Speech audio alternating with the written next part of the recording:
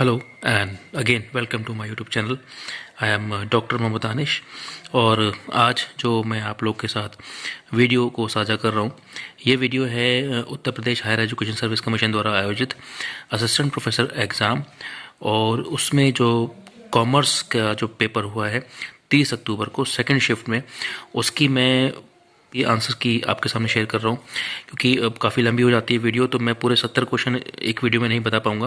Answer की आप लोगों के साथ शेयर कर रहा हूँ, तो very quickly I will share the answers. तो सबसे पहला सवाल है कि ये पहले मैं बता दूं कि ये सीरीज़ जो है वो है बी सीरीज़। ओके, तो बी सीरीज़ का जो ये पहला क्वेश्चन है कि with reference to the formal organisation which of the following statement is correct. Okay, कि फॉर्मल ऑर्गेनाइजेशन के रेफरेंस में इनमें से कौन सा स्टेटमेंट करेक्ट है। तो पहला ऑप्शन दे रखा है कि authority is defined by the profile and managerial position, बिल्कुल सही ऑप्शन है ये।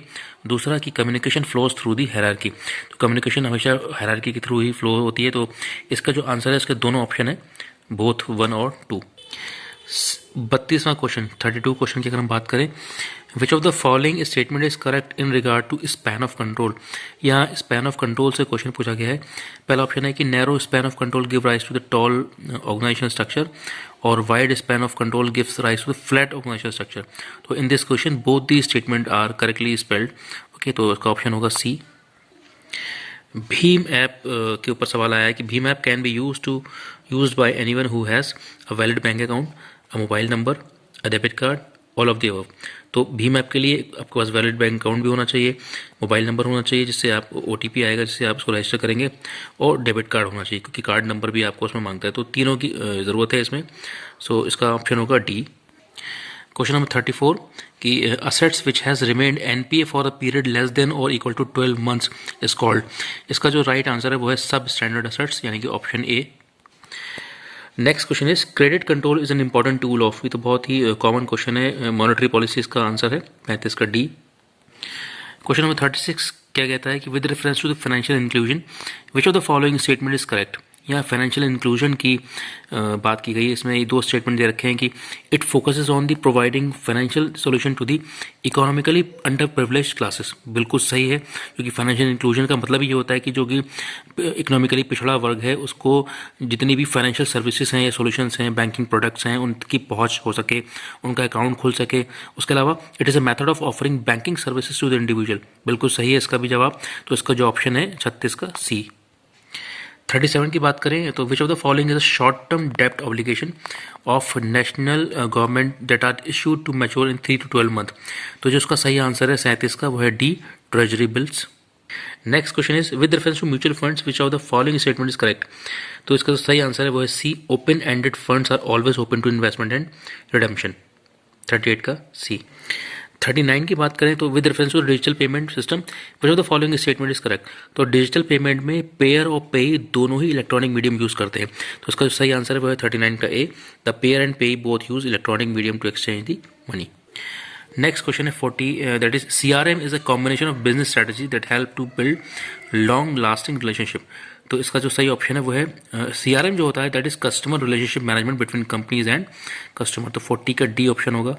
Next question is that which of the following is objective of market positioning.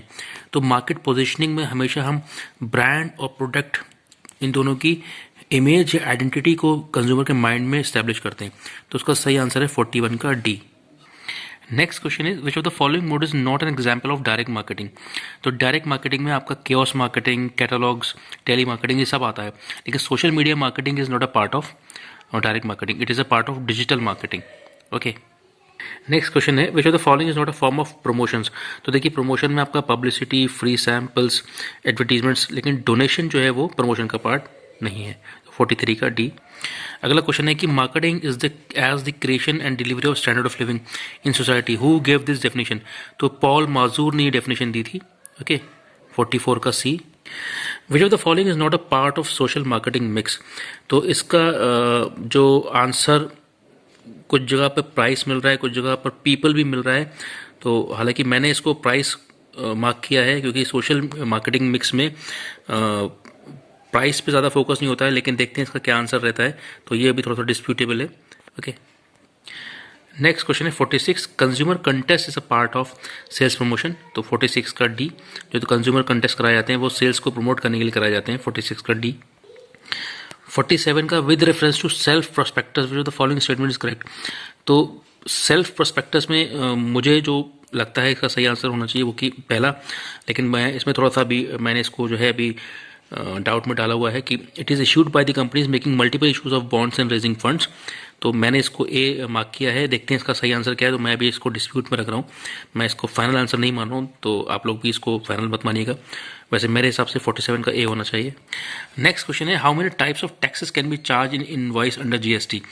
तो ये थोड़ा सा कंफ्यूजिंग है कि इसमें वो टाइप्स ऑफ टैक्स पूछ रहा है या कितने स्लैब्स पूछ रहा है। तो मेरे हिसाब से इसका आंसर 2 होना चाहिए, क्योंकि इनवॉइस में चाहे वो सेंटर का हो या किसी यूनियन टेरिटरी का हो, 2 ही टैक्स को शो किया जाता है, या तो CGST या SGST, और कहीं UGST भी शो होता है। तो 2 ही तरीके के टैक्स जो होते हैं, कुछ जगह पे 4 भी दिखा रहा है, तो ये अभी थोड़ा सा डिस्प्यूटेबल है, इसको देखना होगा कि ये इसका 4 है या आंसर 2। तो मेरे हिसाब से इसका आंसर 2 होना चाहिए, दैट इज़ 48 का ए।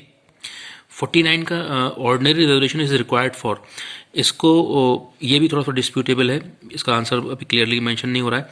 तो इसको मैंने जो है बी मार्क किया है, charge the registered change the registered office of a company. Let's see क्या उसका रहता है, अभी मैं इसको फाइनल आंसर नहीं बताऊंगा।